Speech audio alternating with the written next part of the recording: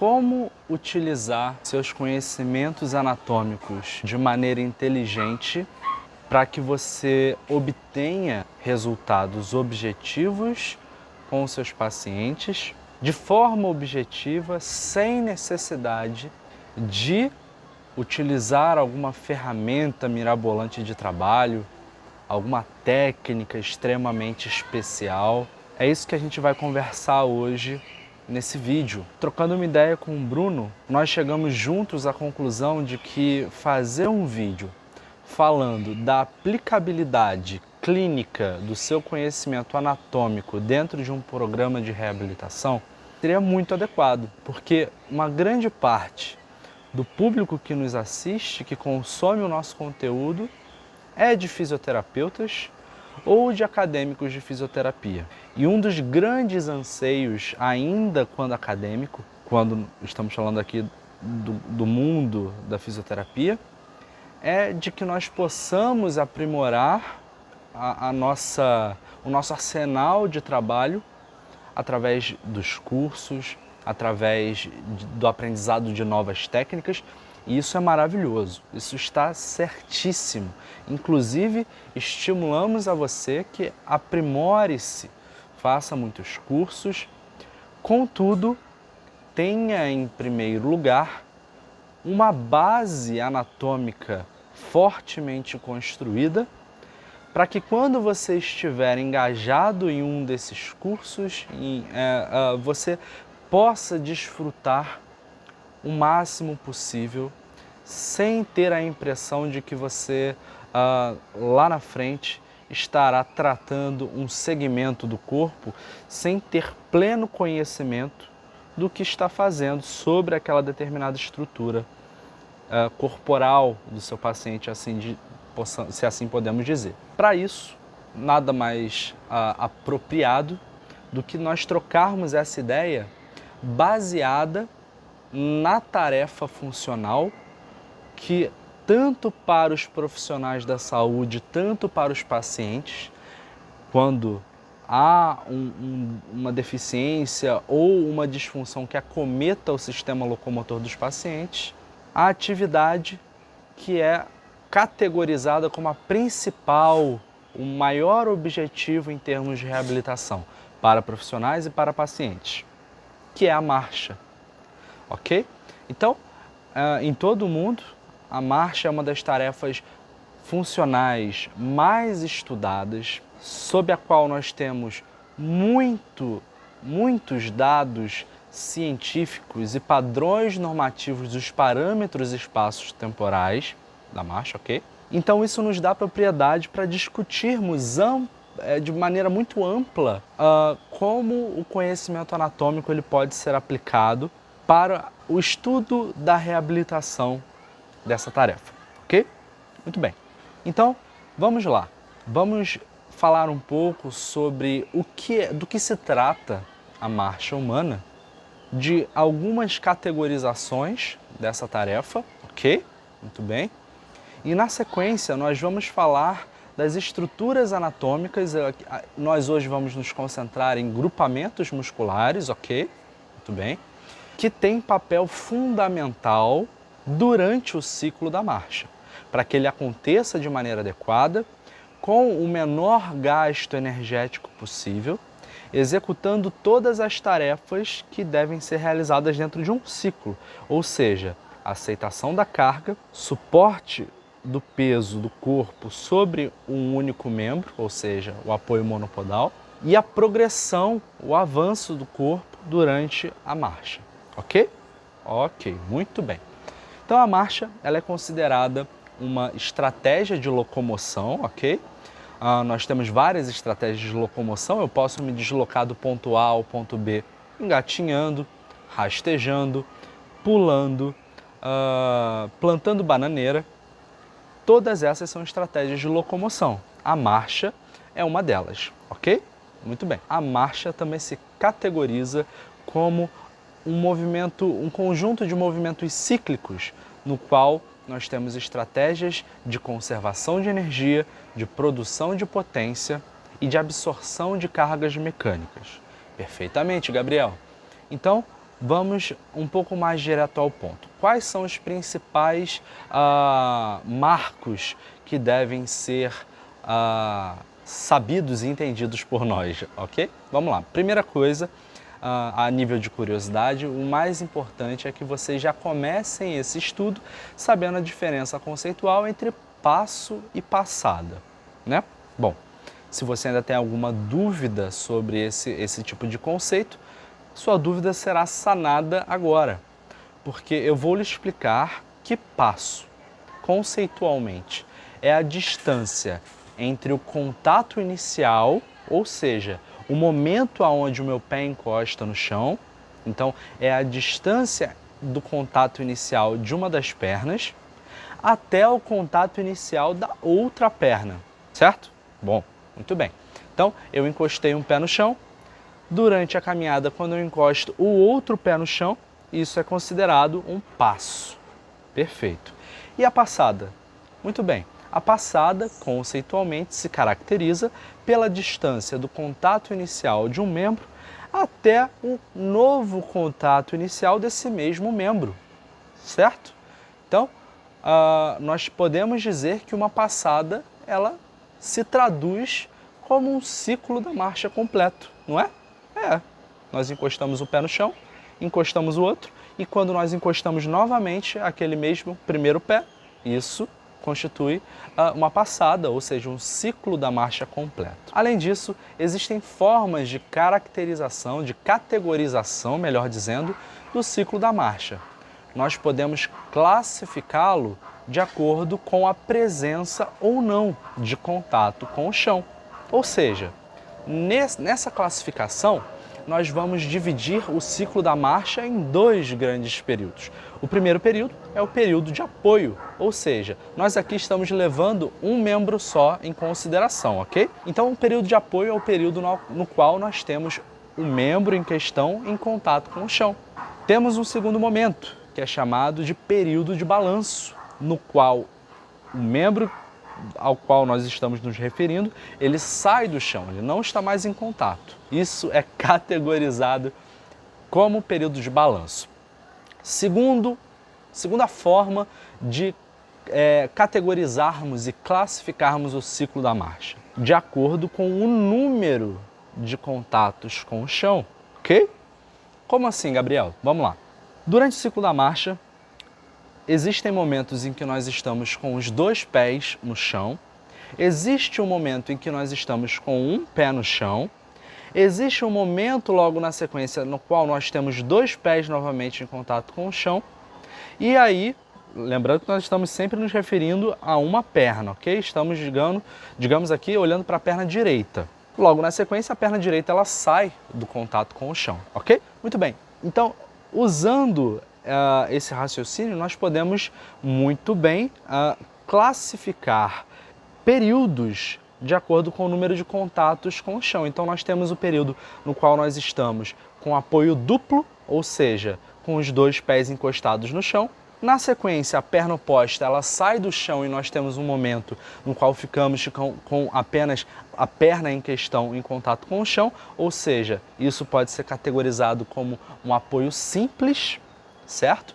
E na sequência nós temos novamente um período onde a perna oposta encosta no chão, que novamente caracteriza esse período como apoio duplo. E por fim, nós temos a retirada da perna a qual nós estamos nos referindo do chão, o que caracteriza esse período como um período de balanço, ok? Então, nós podemos, por assim dizer, que temos um período de apoio duplo inicial, um período de apoio simples, um período de apoio duplo terminal e um período de balanço. Perfeitamente? Muito bem. E nós temos uma terceira forma de classificar o ciclo da marcha humana, que é de acordo com a funcionalidade. Essa classificação de acordo com a funcionalidade, ela é a mais completa. Foi descrita na última edição do livro publicado por Jacqueline Perry, na edição de 2010, de uma maneira muito bem elaborada, na qual nós dividimos o ciclo da marcha em fases, que são elas: contato inicial, resposta à carga, apoio médio, apoio terminal, pré-balanço, balanço inicial, balanço médio e balanço terminal. Reparem então que dessa forma nós subclassificamos o ciclo da marcha em 8 fases, fases essas nas quais nós temos que realizar determinadas tarefas e funções para que o ciclo da marcha ocorra de maneira adequada, ok? Muito bem. Então, levando isso em consideração, essas 3 classificações que nós comentamos agora, vamos entender o que precisa acontecer durante o ciclo da marcha para que, como eu já venho falando desde o início desse vídeo, como o ciclo da marcha ele pode acontecer de maneira a conservar energia, a absorver cargas mecânicas e gerar potência, ok? Para que o nosso corpo mantenha-se avançando durante o ciclo da marcha. Ok, nós entramos então agora na classificação das tarefas que devem ser cumpridas pelo nosso corpo durante o ciclo da marcha. A primeira tarefa se chama aceitação da carga, ok? Durante essa tarefa de aceitação da carga, que segundo Jacqueline Perry, é a tarefa mais complexa que deve ser realizada durante o ciclo, nós temos duas fases do ciclo da marcha envolvidas, que são o contato inicial e a resposta à carga, ok? Durante essa tarefa, o nosso corpo precisa estabelecer estratégias de sinergias musculares adequadas para que o nosso corpo, que está vindo do balanço, entre nessa fase de apoio, descarregue o peso sobre aquele membro e que, durante essas fases, o nosso corpo estabeleça-se de forma a estabilizar todas essas cargas tridimensionais para que nós possamos progredir para as próximas fases. Muito bem, em termos anatômicos, quais são as principais musculaturas envolvidas durante a aceitação da carga, durante essa tarefa de aceitação da carga e durante as fases de contato inicial e resposta à carga? Bom, o contato inicial muitas vezes ele é caracterizado como um momento, como uma foto do momento em que o pé encosta no chão. Nesse momento, nós que estávamos vindo lá do balanço terminal, precisamos sim de várias sinergias musculares entre musculaturas agonistas e antagonistas do quadril e do joelho, ativas para que a perna encoste de maneira adequada no chão. Contudo, eu vou me atentar e pedir para que vocês se atentem à musculatura que talvez seja a protagonista do contato inicial, que são os dorsiflexores, as musculaturas pré-tibiais, as musculaturas que fazem o movimento de dorsiflexão do tornozelo. Por quê? Muitas pessoas acreditam que no contato inicial, quando nós encostamos o calcanhar no chão, o nosso tornozelo encontra-se dorsifletido, o que é um erro conceitual muito básico, mas perfeitamente compreensível se você está tendo contato com esse tipo de estudo pela primeira vez. Porque de fato parece que o nosso tornozelo encontra-se dorsifletido, mas na verdade o que acontece é que nós temos sim a ativação muscular dos pré-tibiais, contudo mantendo o tornozelo em posição neutra. Olha só que interessante. Então, se nós pegarmos um goniômetro ou um inclinômetro para avaliarmos a angulação do tornozelo no momento em que o pé encosta no chão no contato inicial, nós vamos perceber que o tornozelo encontra-se em posição neutra e não em dorsiflexão, apesar de termos os dorsiflexores ativos. Então, o que os dorsiflexores estão fazendo ali? Eles estão agindo de forma excêntrica, ou seja, eles estão freando a queda do pé em direção ao chão, porque nesse momento nós precisamos controlar essa queda do pé para que nós façamos mecanismos de conservação de energia, como por exemplo o rolamento do calcanhar, e para que outros mecanismos de absorção de cargas mecânicas atuem de maneira adequada. Inclusive, nós vamos falar na resposta à carga de como essa musculatura pré-tibial ela age em outra articulação, no joelho, ok? Muito bem. Então, olha que interessante. Nesse atual ponto, você já entende que você precisa ter uma musculatura dorsiflexora íntegra, funcional, para que durante o contato inicial você encoste de maneira adequada com o pé no chão. Que o seu paciente ele tem que ter essa musculatura trabalhando de maneira adequada para que ele não faça um foot slap, ou seja, ele encoste o pé e tenha logo o desabamento batendo com o restante do pé no chão e dessa forma desestruturando outras estratégias que devem acontecer durante o ciclo da marcha, certo? Muito bem. Vamos para a resposta à carga? Na resposta à carga, muita coisa interessante acontece, ok? Vamos entender então de baixo para cima o que acontece na resposta à carga, que ainda faz parte dessa primeira tarefa que deve ser cumprida, que é a aceitação à carga. Muito apropriado. Tarefa de aceitação à carga, fase da marcha, resposta à carga. Vamos de baixo para cima. Na resposta à carga, o tornozelo, ele vagarosamente cai, o pé cai em direção ao solo até que ele encoste totalmente no chão através do controle excêntrico da musculatura pré-tibial, certo? Dos dorsiflexores. Acontece que a musculatura dorsiflexora, ela está fixada proximalmente na tíbia, correto? Óbvio, é claro que está. E quando o pé encontra-se todo em contato com o chão, a musculatura dorsiflexora ainda ativa proximalmente traciona a parte proximal da tíbia para frente. E o que isso promove? Isso promove um flexo de joelho. Ou seja, na resposta à carga, o joelho não fica estendido.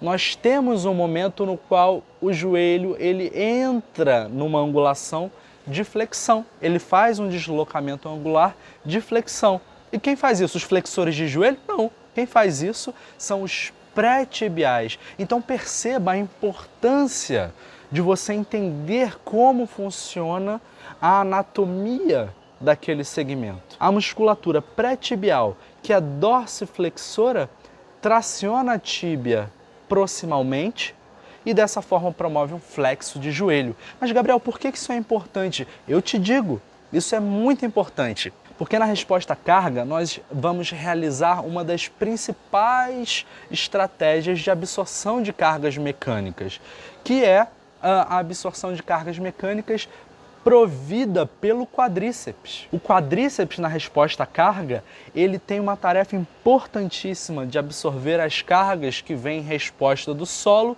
em direção ao nosso corpo. Ele excentricamente freia o movimento do membro inferior e absorve essas cargas de maneira adequada, para que essas cargas não cheguem de forma tão intensa e inapropriada em estruturas proximais, como o quadril, como a coluna lombar. Entendem?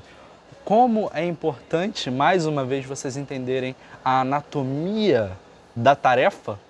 Perfeitamente. Mas na resposta à carga não é somente isso que acontece. Na resposta à carga nós temos outra musculatura importantíssima, trabalhando em prol da absorção de cargas mecânicas, que é a musculatura do grupamento posterolateral do quadril, ou seja, musculaturas abdutoras e rotadoras externas do quadril, trabalhando também de forma excêntrica, ou seja, freando o drop da pelve. Você que é fisioterapeuta nesse momento e trabalha com a parte ortopédica deve estar, puxa vida, então é isso, eu encontrei a cereja do bolo. Afinal de contas, o drop da pelve ele é extremamente prejudicial. Ele vai promover um deslocamento angular do quadril em adução, rotação interna, e isso vai promover um valgo dinâmico do joelho, o que é um fator de risco para uma série de lesões. Calma, calma. O drop pélvico ele é extremamente importante para absorver cargas mecânicas. Acontece que sim, o drop pélvico exagerado, ele vai promover tudo isso que eu falei. Mas é importante que nós tenhamos o drop da pelve acontecendo na angulação correta, controlado pelas musculaturas adequadas, para que você tenha uma absorção das cargas mecânicas no nível da pelve. Ok? Então essa musculatura abdutora e rotadora externa do quadril, ela trabalha dessa forma, ok? E na resposta à carga é a fase onde nós temos o pico de ativação dessas musculaturas, mais ainda do que no apoio simples, tal como muitas pessoas acreditam, ok? Perfeitamente. Quem são as musculaturas que fazem parte do complexo posterolateral do quadril? Nós aqui vamos nos concentrar em duas principais: o glúteo médio e a porção superior do glúteo máximo, que é a rotadora externa. Ok? Maravilhoso. Então agora nós vamos para o apoio simples. Indo para o apoio simples, nós passamos para a segunda tarefa que deve ser executada durante o ciclo da marcha, que é suporte unipodal. Muito adequado. Nós temos agora duas fases onde nós ficamos com um único pé em contato com o chão e justamente a tarefa que deve ser executada aqui é manter o corpo equilibrado de maneira adequada durante esse apoio monopodal. Muito bem, perfeito. Suporte unipodal ou monopodálico, como você queira chamar. Ok? Maravilhoso. Muito bem. Então, as duas fases que compõem esse momento de apoio unipodal, monopodal, monopodálico, são apoio médio e o apoio terminal. Duas fases que se confundem muito didaticamente, mas que hoje você terá a sua dúvida esclarecida. Vamos lá. O que precisa acontecer durante esse momento para que a tarefa seja cumprida? Nós precisamos de sinergias musculares que mantenham o nosso corpo alinhado, equilibrado e capaz de continuar progredindo à frente, que o nosso centro de massa continue progredindo para que nós terminemos o ciclo. Perfeito, ok, muito bem. E o que acontece durante o apoio médio? Ok? Vamos falar, muita coisa acontece, vamos falar do que acontece assim de principal durante essa fase. Em um segundo momento, nós vamos entrar muito mais a fundo em cada uma das marchas, em todas as estratégias. Combinado? Vamos lá. No apoio médio, nós temos o nosso centro de massa de gravidade ainda projetado atrás, o vetor se projeta para trás do tornozelo, então nós temos que fazer uma progressão ativa para frente. Então nós temos musculaturas nos levando à frente. Temos extensão do joelho após a resposta à carga para o apoio médio de maneira concêntrica. Contudo, um dos principais focos dessa fase é manter o controle e ativação da musculatura posterolateral para que no apoio médio você não tenha um drop da pelve exagerado. Combinado? Perfeito, é isso que tem que acontecer aqui. E o que difere o apoio médio do apoio terminal? Essa é a cereja do bolo. Quando alguém lhe perguntar isso novamente, você não vai mais esquecer porque você aprendeu aqui conosco. O que diferencia o apoio médio do apoio terminal é o posicionamento do vetor do centro de massa do seu corpo. Putz, Gabriel, aí você me quebrou. Eu não entendi nada. O que eu quero dizer com isso? Simples. A partir do momento que o peso do seu corpo passa à frente do vetor, o vetor da massa do seu corpo, do centro de massa do seu corpo, passa à frente do seu tornozelo, você entra em um momento de queda livre, Ou seja, o seu corpo começa a cair à frente. O seu corpo ele começa a executar um movimento de pêndulo invertido. E é isso que caracteriza o apoio terminal e diferencia-o do apoio médio. A forma de progressão. A progressão que acontece no apoio terminal é uma progressão em queda livre, ok? Perfeito. E quem é responsável por controlar essa queda do seu corpo? Tríceps sural, ok? Excentricamente. Por quê? Tal como os pré-tibiais puxaram anteriormente a tíbia, destravando o joelho para que houvesse uma ativação do quadríceps na resposta à carga, aqui nós teremos o tríceps sural tracionando a tíbia posteriormente, mantendo-a em extensão. O joelho em extensão, perdão. Mantendo o joelho em extensão, visto que, se isso não ocorresse, o joelho fletiria e, consequentemente, você ou seu paciente cairia de cara no chão, ok? Muito bem. Então, o tríceps sural traciona a tíbia posteriormente, mantendo o joelho em extensão, e dessa forma ele controla o avanço do seu corpo, ele controla a sua queda livre. Tá claro? Muito bem. E dessa forma, o tríceps sural ele acaba se tornando o protagonista dessa e da próxima fase, que é o pré-balanço. O pré-balanço, por sua vez, está dentro da terceira e última tarefa que deve ser completada com sucesso, que é o avanço do membro em balanço. Ok, muito bem, nós temos que preservar o avanço, a progressão. É isso que deve acontecer. E por que o tríceps sural ele se torna protagonista dessa fase também? Muito simples. E agora vamos quebrar um paradigma enorme de que muitas pessoas acreditam que ao final do pré-balanço, pouco antes de você retirar o pé do chão, a panturrilha executa força de maneira concêntrica para tirar o pé do chão, para você empurrar o chão e tirar o pé. O que acontece, na verdade, o tríceps sural, desde o apoio terminal, veio controlando o avanço da tíbia, freando o movimento, e isso faz com que o nosso corpo, de uma maneira muito inteligente, acumule energia elástica no tendão do tríceps sural. Muito legal, Gabriel, mas o que isso significa? Isso significa que ao final do pré-balanço, quando o calcanhar já levantou e nós estamos prestes a tirar a ponta do pé do chão, essa energia elástica ela é liberada de maneira elástica e não através de uma contração concêntrica, e essa força elástica ela se manifesta como um ricochete que faz com que o pé saia do chão, através da energia elástica acumulada no tendão do tríceps sural após o período de controle excêntrico promovido pelo tríceps sural. Ok? Muito bem. Então, dessa forma, contemplamos todas as fases aonde nós temos apoio. Maravilhoso.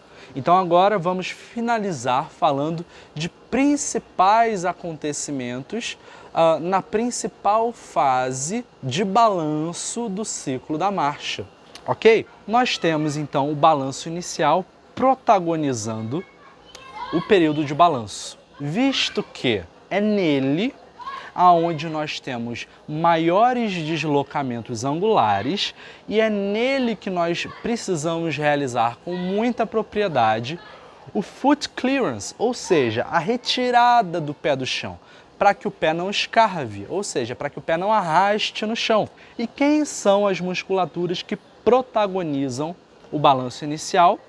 As musculaturas flexoras de quadril, dorsiflexoras, ok?